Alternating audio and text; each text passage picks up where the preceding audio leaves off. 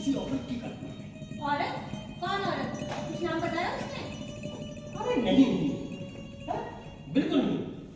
इस मामले में बहुत पक्का है वो, मरने को मर जाएगा, लेकिन उस औरत को बदनाम नहीं होने देगा। हाँ, इसीलिए उस औरत की वजह सारा दिन तुम्हारे बारे में बात करता रहता है। एकदम भोंदू है बेचारा। उम्र है, मुझे तो दया आने लगी उस पर। छोड़ो नहीं। वैसे तुमने उसे डिनर पे बुलाया ना? अरे कल तो बिजी हूँ, परसों बुला लो। परसों भी बिजी है। तो अगले हफ्ते, अगले महीने कभी तो फ्री होगा।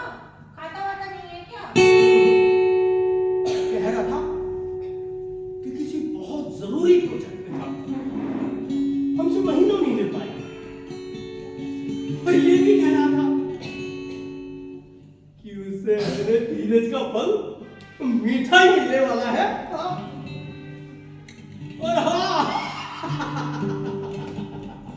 क्या हुआ? क्या हुआ?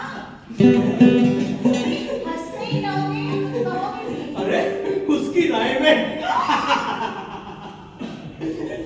उसकी राय में उसकी राय में अरे तुम्हें किसी स्टेज की अभिनेत्री होना चाहिए। अभिनेत्री। और मैं?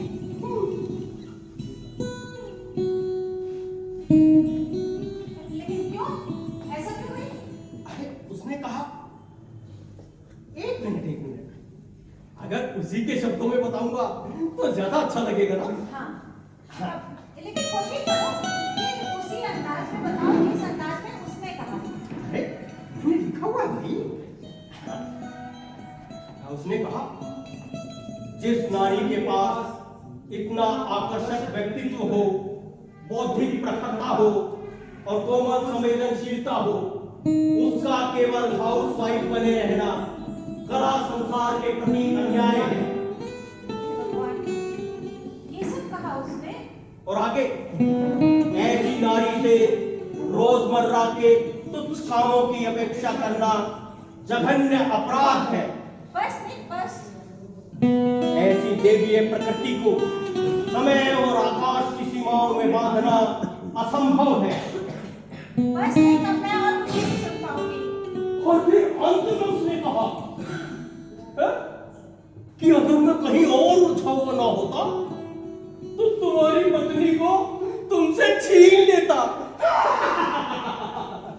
ऐसा कहा उसने? हाँ, मैंने लिखा हुआ है भाई।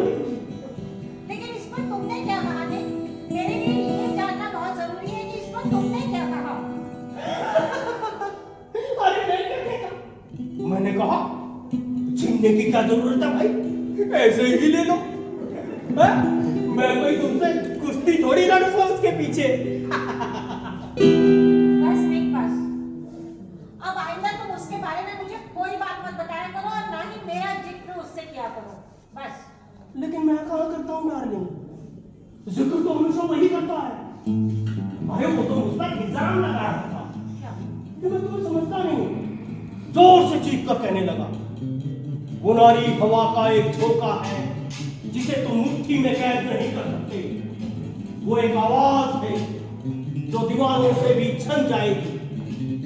अगर मैं तुर्गनेव होता तो उसे नायिका बनाकर एक उपन्यास लिख डालता जिसका नाम रखता मचलती आरज़ू या जज्बात की किसी। बहुत ही बकवास आदमी है, बहुत ही बकवास।